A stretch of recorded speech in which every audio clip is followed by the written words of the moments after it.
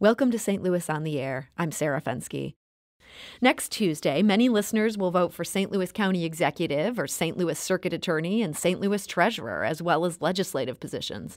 In the city and county, at least, the Democratic primary generally decides the ultimate winner. These high-profile races will have a big impact on local governance.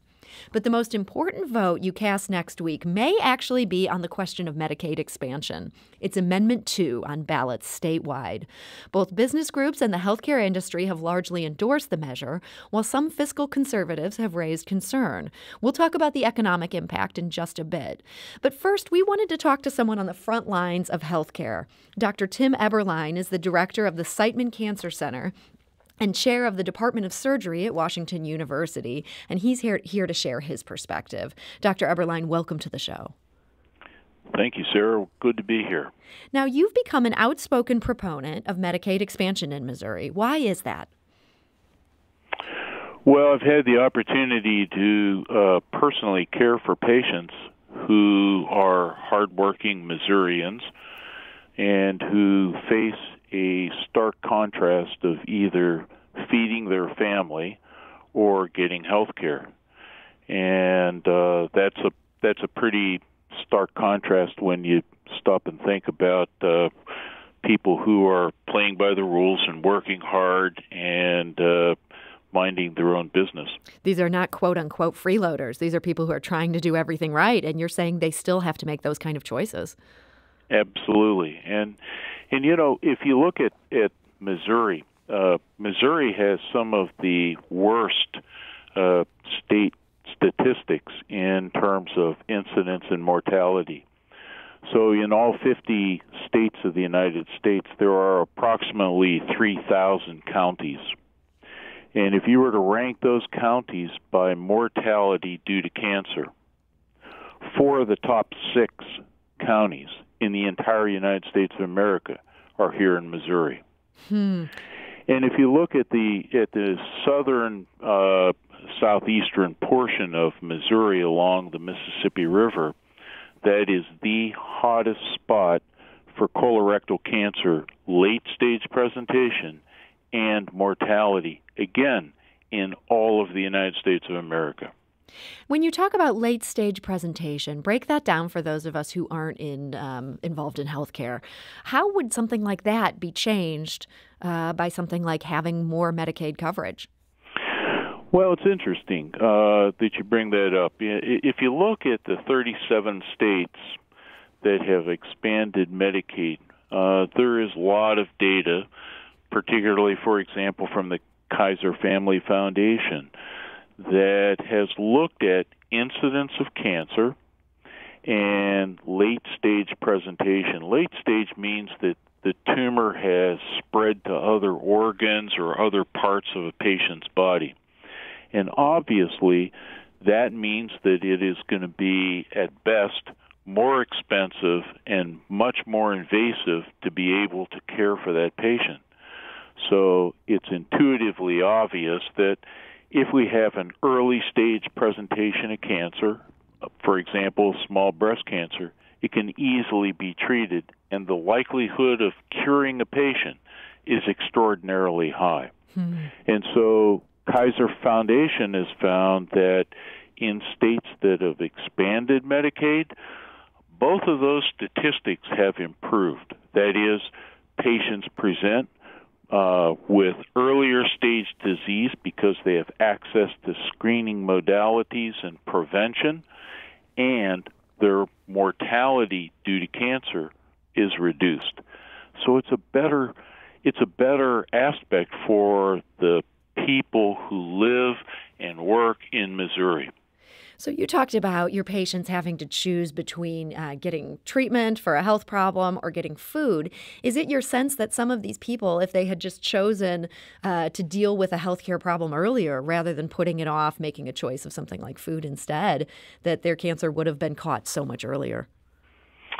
Well, that's theoretically possible. You know, that, of course, you see somebody who comes in, and it's tragic in 2020, that a person comes in with, say, metastatic breast cancer or metastatic colon cancer. And it's because they haven't had access to screening modalities and prevention modalities that you and I and other people have easy access to. Mm-hmm. And so that just makes it much more difficult. And most of these individuals are people who work. They work, however, in low-paying jobs where they don't have access to health insurance, and so they don't access the prevention strategies and the screening strategies that you or I may be able to access. So looking at the people you treat, do you have a sense of whether a lot of them would now be covered under the terms of this Amendment 2 that we're looking at Tuesday? They would fall under this Medicaid expansion umbrella. Absolutely. Barnes Jewish Hospital and Siteman Cancer Center is a safety net organization. So we tend to care for a lot of patients who are under insured or have no insurance. Last year, Siteman Cancer Center provided almost $50 million of free care to patients, cancer patients. And that's because of the number of individuals who did not meet eligibility criteria for Medicaid or Medicare. So what would you say to those who'd say, well, this isn't necessarily about saving money, it's about shifting costs, basically shifting the burden from hospitals like yours, which can subsidize this care by charging more to higher income patients who have fancy insurance plans, and then shifting that cost to the state, which, let's face it, they're in a real budget crunch all the time. Is that a fair argument for people to make against this? Well, I personally think it's actually a pretty bogus argument. And the reason is that if you look at all of the states where there has been Medicaid expansion, in fact, the program is basically paid for itself.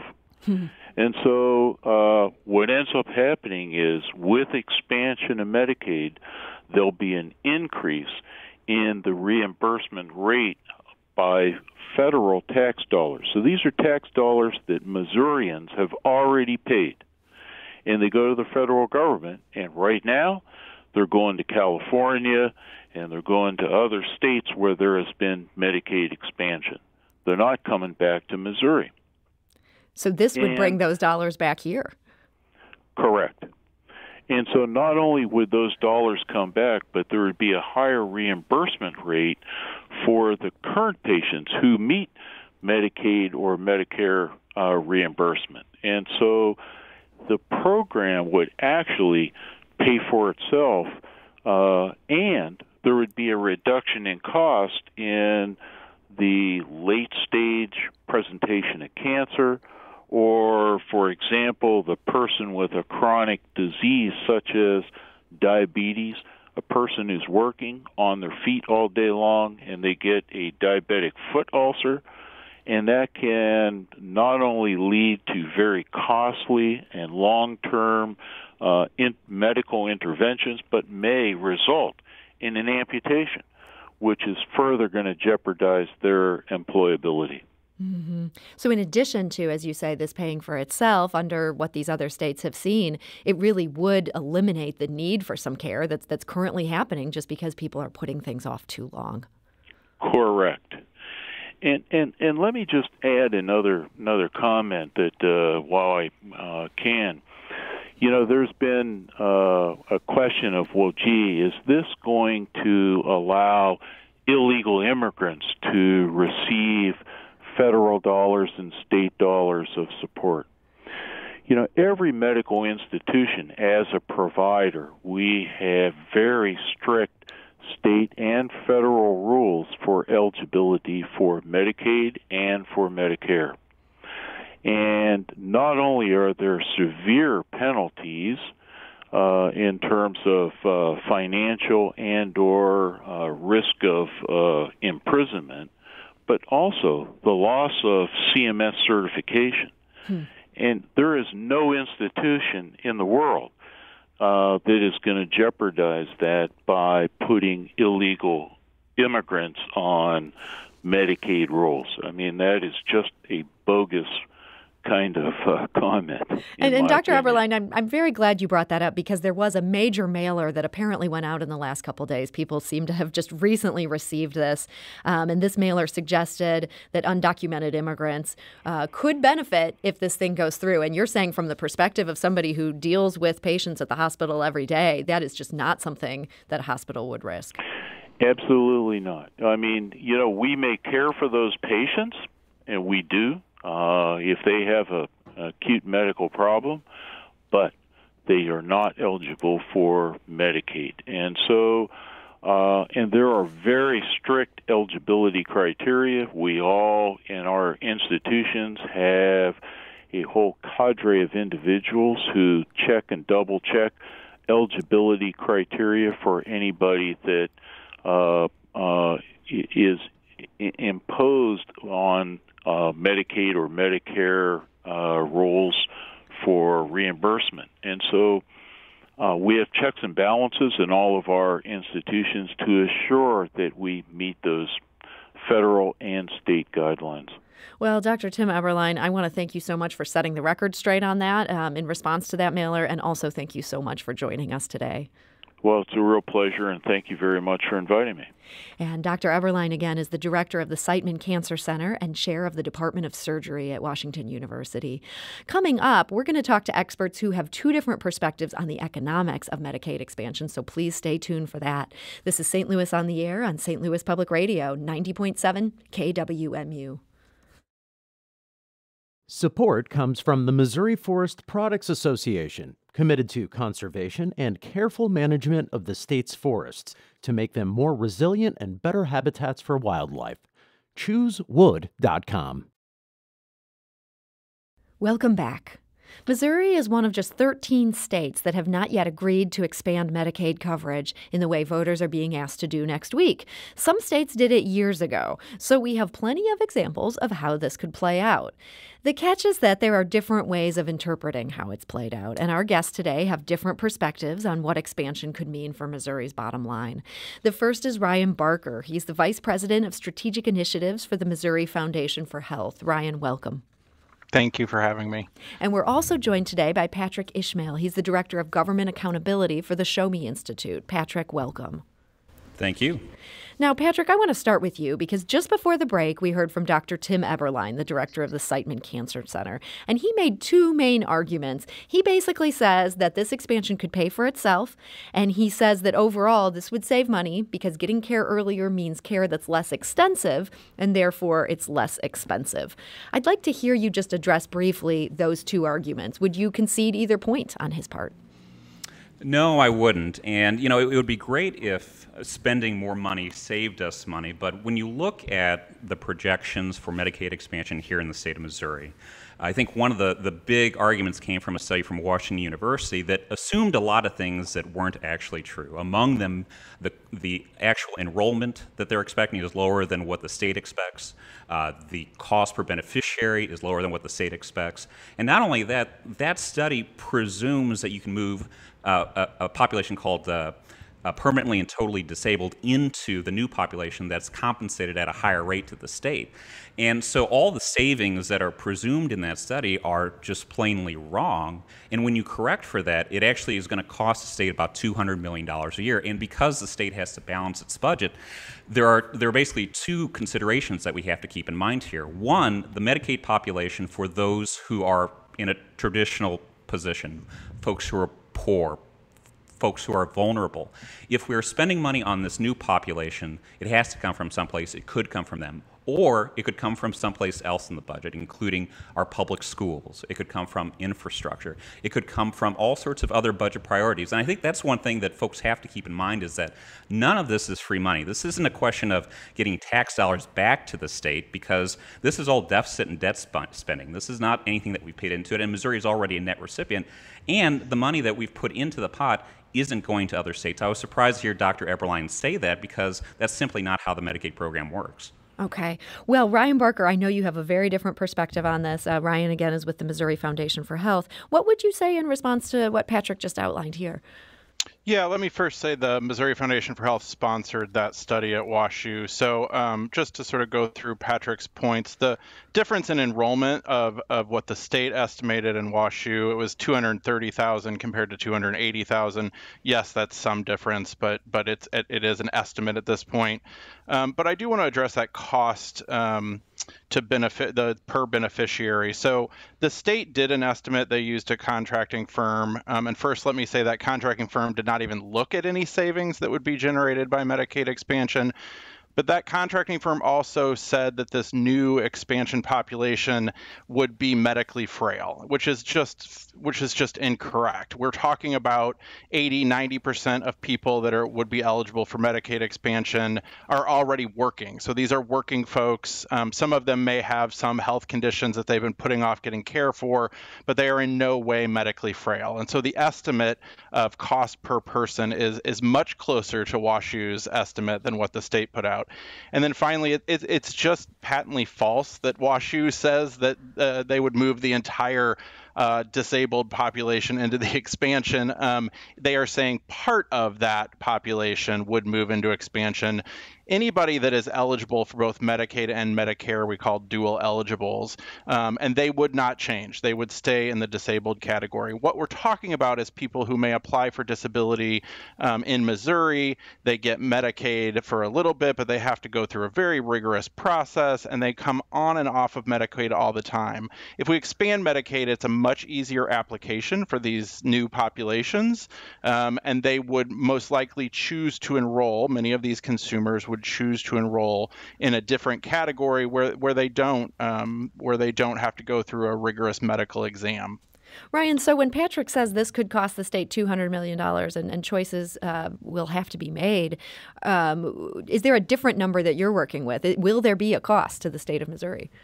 No, so what the WashU study found is that actually in the first year of implementation, it would save the state about $40 million in general revenue.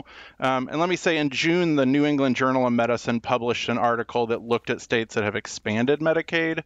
And what they found was Medicaid expansion did not impact the state budgets in terms of having to reduce funding for transportation or education or economic development. States just have not seen that happen.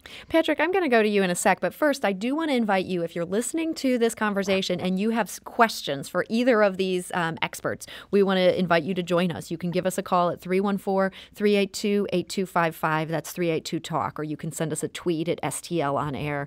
And also, if you've had a personal experience where you'd be affected one way or another, we'd love to hear from you. Patrick, Ryan said a couple things. The one I was most interested in is the experience in the other states who have done this. Has anyone else ended up developing such a big hole in their budget as you're looking at Missouri facing here in your study? Well, one is New York, and New York has a Medicaid program that in the last year or so had an audit from the Inspector General, and what they found was that what New York was trying to do was try to do exactly what Missouri in WashU study would try to do, which is move people from the permanently and totally disabled population into this expanded population. And what New York found out from the federal government was that that is illegal. And so if you look at all the projections state by state about how much these programs would cost the state, how much it's going to cost overall, including federal funds, it has always exceeded those estimates. And right now, as a country, we're spending over $500 billion a year on our Medicaid programs. In the state of Missouri, about 40% of our budget goes toward the Medicaid program. 1 in 7 people in this state are covered under Medicaid. And what we're going to have to decide at some point is the state of Missouri a government that sometimes provides health care services, or is it a healthcare service provider that sometimes governs? And if we want to make sure that this program is going to our most vulnerable people, we need to focus on making the program good for them and effective for them and increase access for them. Because when we add 300,000 people or 250,000, whatever your number is within that band, when you add that number of people to the program, that puts pressure on every other priority within the Medicaid program and outside of it. I want to go to the phone lines. Tina is calling from St. Louis. Tina, hi, you're on St. Louis on the air. Hi. I just wanted to talk about back in 2008, I was laid off from my job, and I had been on unemployment, but then the unemployment tiers ran out, And then when they rolled out Obamacare, when I went to go apply for health care, I was told to go to my state's Medicaid program. But as it turned out, since I was in my mid-50s and I hadn't been able to find a job, I didn't qualify for. Missouri had voted not to expand Medicaid, and I was in the cracks. I was in between. So I wasn't old enough for Medicare, but I didn't have dependent children at home. I had to have dependent children. My children had already been raised and they were out of the house. So I fell through the cracks, and I couldn't get health care simply because Missouri had voted not to expand the Medicaid. Tina, I'm very sorry to hear that. So it sounds like you would be an enthusiastic yes to this expansion. It would have helped you if this had been in place a couple years ago. Exactly. I would have been one of the people that would have been helped if they had voted to expand it. So, well, Tina, thank you for lending your experience to this conversation. I appreciate that. Let's go back to the phone lines. Caroline is calling from St. Charles. Caroline, hi, you're on St. Louis on the air. Yes, thank you for taking my call. My question is, several years ago during the Affordable Care Act, I attended several seminars and discussions on how, and one point that came up was that if we don't do this insurance program or Medicaid expansion, these people are just going to go to the insurance or to the emergency room, and that would cost a lot more on unfunded or the hospitals basically have to provide that care there. Yeah, and they're not compensated for that. Yeah, correct. Mm-hmm. Yeah, Caroline, that's a great point. And Patrick, I guess I'd love to hear your response to that. Isn't that super costly for people to have to go to the emergency room because they don't have insurance? Yeah, absolutely. That can be costly. But what we found in other states is that where Medicaid has been expanded, it isn't that emergency room utilization has fallen, it's that it's actually increased. And some of that, I think, is because folks don't necessarily understand how the Medicaid program works once they've entered into it. But, I can speak from experience as a former foster parent that a lot of times what will happen is because those networks are so narrow, what will be advised is that the easiest access is oftentimes the emergency room, even if they're covered under Medicaid. And so, absolutely, we don't want folks to have to go to the most expensive kind of care that is available. We want them to go to some place that is reliable, that has high quality. But unfortunately, what happens with Medicaid expansion isn't that emergency room utilization falls. It oftentimes, and most often, ends up increasing that utilization. That's why a lot of one thing that states will get are what they call disproportionate share payments.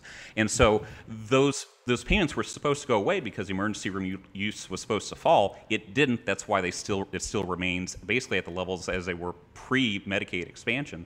It's because emergency room use just isn't dropping. I want to thank Caroline for that question. Ryan, I'd love to hear your thoughts on this. Is Patrick explaining this properly and how this is sorted out elsewhere? Sort of. We do see initially when Medicaid is expanded in states, we see ER utilization go up, although then it plateaus. There is a lot of, as we heard from the previous caller, Tina, like if people are uninsured, they put off care. And as the doctor was saying earlier on your show, we just see people wait and wait and wait because they're scared of the cost. So yes, when Medicaid expansion happens, there is an initial rush to use the emergency room and get care, but we do see that taper off over time and come down. I will say we've lost 10 rural hospitals in Missouri in the last 10 years, and most of them have said part of the reason was because we did not expand Medicaid. Hospitals just cannot afford the number of uninsured folks who are coming through their doors, and with Medicaid expansion, those hospitals are getting reimbursed at Medicaid rates, and it really helps those hospitals, especially in rural Missouri, stay in business.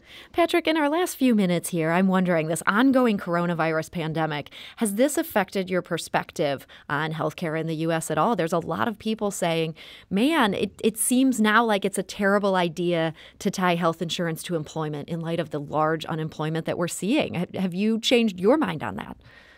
Well, I actually agree that generally speaking, having your insurance tied to your employment is a really bad idea. And this is this goes back to the 1930s and 1940s for why, these days we are still relying on third third-party provided insurance, usually through our employers. But I think what coronavirus emphasized to me was that usually when we're talking about reform, we're talking about it, at least at the national level, on the demand side. And really, we should be talking about the supply of it. We need to reduce costs by increasing the supply of doctors, of telemedicine, of expanding scope of practice, increasing license reciprocity, repealing certificate of need. So absolutely, I think coronavirus reemphasized the fact that third-party payer systems, whether you're talking about government or whether you're talking about employers, is not a great idea. And to the extent that you can increase competition, to the extent that you can take the shackles off of our healthcare professionals and our hospitals and make sure that they can meet the needs of their local populations, that's really important. I think that's what coronavirus as a pandemic has really emphasized throughout. Ryan, has the pandemic changed anything from your perspective on this front? We did some focus groups on Medicaid expansion and actually asked about the impact of the COVID pandemic. And we found that 9 out of 10 of our focus group participants said that Medicaid expansion is even more important in light of COVID and over 600,000 Missourians filing for unemployment, that there should be a backup safety net insurance program for those people. Well, I know that's a perspective that a lot of people have. I know there's also another side to this, and Patrick, you have represented that very capably today on our show. So Patrick Ishmael, Director of Government Accountability for the Show Me Institute, thank you so much for joining us today. Thank you so much. And Ryan Barker, Vice President of Strategic Initiatives for the Missouri Foundation for Health. I want to thank you for also sharing your perspective. Thank you. This is St. Louis on the Air on St. Louis Public Radio, 90.7 KWMU.